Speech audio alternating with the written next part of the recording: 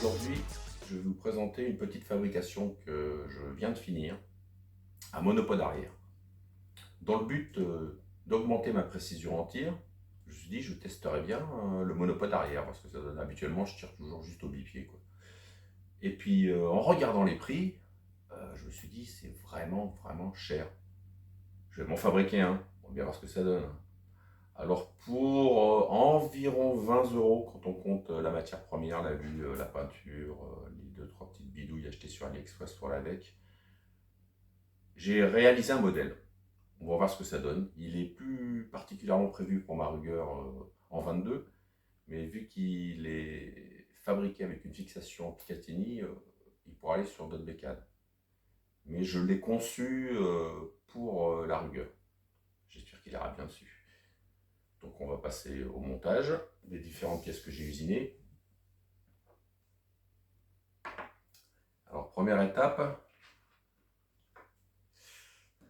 le doigt de verrouillage. Au départ, je n'avais pas mis cette option. Le problème, c'est que je me suis aperçu que quand je le mettais, ça ne tenait pas bien en place.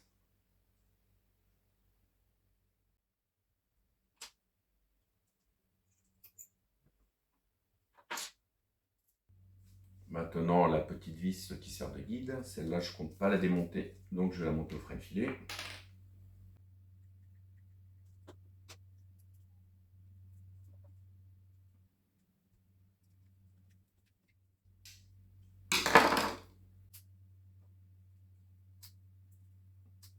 Donc, quand j'appuie sur mon petit doigt de manœuvre, je fais descendre le verrouillage.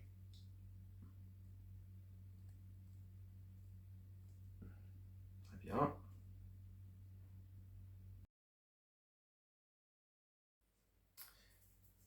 Maintenant, cette partie-là.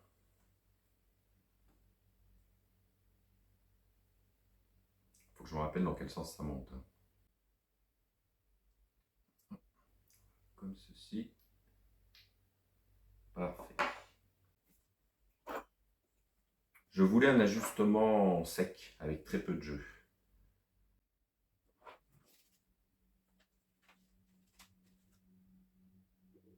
Important, la graisse, en plus, ça me colle la rondelle en place.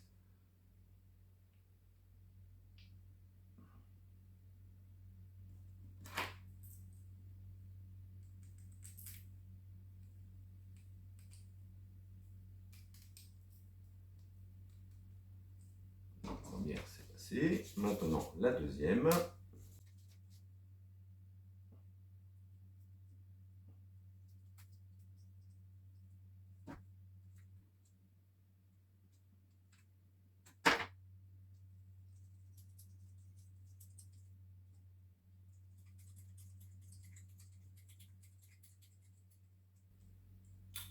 Voilà, système de blocage en place. Donc, quand je voudrais replier mon monopode, j'agis sur le doigt de verrouillage pour le remonter. Et voilà, c'est verrouillé. Maintenant, la fixation Picatinny. C'est un petit support pour appareil photo, je crois que j'ai acheté sur Ali le pas pressé, comme un peu tout ce que j'achète.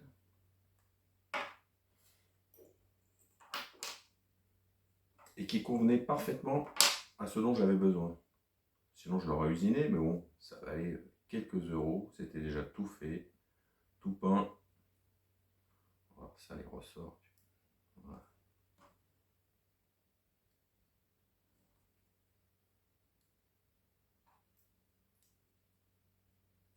Ah, je sais pourquoi j'avais démonté, parce qu'il faut le visser avant.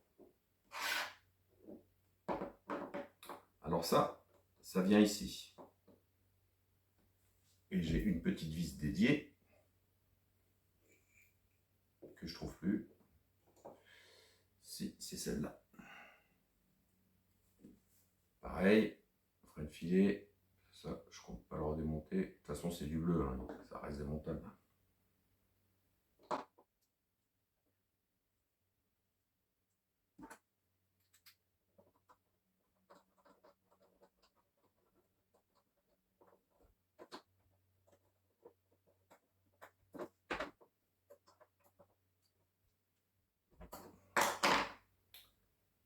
câble. Est-ce que je l'ai mis dans le bon sens? Oui.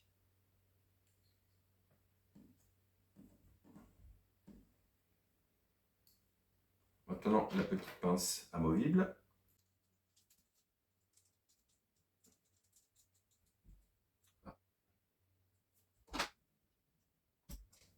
Il ne reste plus qu'à mettre en place le pied en lui-même. Alors, à la base, c'est fait pour surélever des cartes informatiques pour les montages où il y a beaucoup de cartes et tout. C'est pour les espacer les unes des autres. Ça coûte que dalle. C'est moins de 2 € ce machin. Alors, j'ai légèrement modifié, je l'ai un petit peu raccourci et j'ai mis un insert pour pouvoir mettre un filetage. J'ai estimé que c'est cette longueur qui me convenait pour la rugueur. Mais si ça ne suffit pas, j'en ai un moyen et un long. Donc on verra bien après les tests. Ben, ça tout connement, ça se visse en place. Voilà, pas besoin d'en mettre plus. Et c'est fini. Là, je suis en position de tir, pris sur le rail Picatinny arrière de la crosse de la rugueur. Et quand je veux tirer de façon plus classique, hop, je le plie et je le verrouille. Et voilà, l'affaire est dans le sac. Je vais sortir la rugueur pour vous montrer ce que ça donne dessus. Bon bah maintenant, plus qu'à monter la pièce sur la rugueur. Alors hier, elle était montée avec ça. C'est-à-dire que la partie réglable était assez petite. Donc je me suis réusiné la même pièce mais avec des surfaces molletées pour faciliter l'appréhension et puis le réglage. Et puis voilà, j'espère que ça va le faire. Je ne l'ai pas testé encore sur la carabine, hein, donc on va voir ce que ça donne, si tout correspond d'après les calculs que j'ai pas fait, parce que j'ai fait ça à l'œil comme d'hab. Allez, la bécane. Donc la mise en place, ben, rien de plus simple, hein. C'est un Picatinny. Donc je le glisse dans son logement. Je le bloque. Et puis voilà. Donc là je suis en position de tir. Avec les différents réglages. Je peux jouer aussi sur la hauteur du bipied pour faire mon acquisition de cible. Et quand je veux tirer en classique sans vouloir tout démonter, je desserre, j'appuie sur le doigt de verrouillage, hop, ça se replie, je resserre, et je peux m'en servir de façon classique.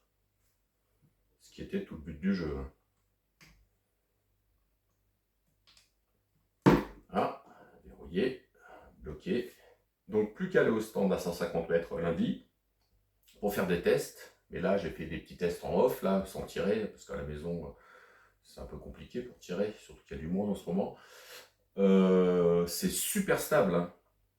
Surtout que cette partie que je viens de monter complète parfaitement le bipied pendulaire que je viens de recevoir et que j'ai monté là tout à l'heure. Et c'est beaucoup plus stable qu'un bipied, enfin en tout cas que le bipied que j'avais sur fixation Picatinny. C'est un UTG pendulaire. Il y avait une promo, je me suis laissé tenter. Donc, les amigos, la vidéo est terminée. Je vous mettrai peut-être les résultats en cible si j'ai pas encore monté la vidéo d'ici lundi. Et sinon, n'oubliez pas, avec le code SIRTHIERRY, pour mes abonnés, il y a toujours 10% sur les customs faits par LTC Snipe. Hein. Vous gênez pas, hein. Un super boulot, travail rapide, il travaille propre. Si vous voulez une bécane d'exception, n'hésitez pas. Allez, bye.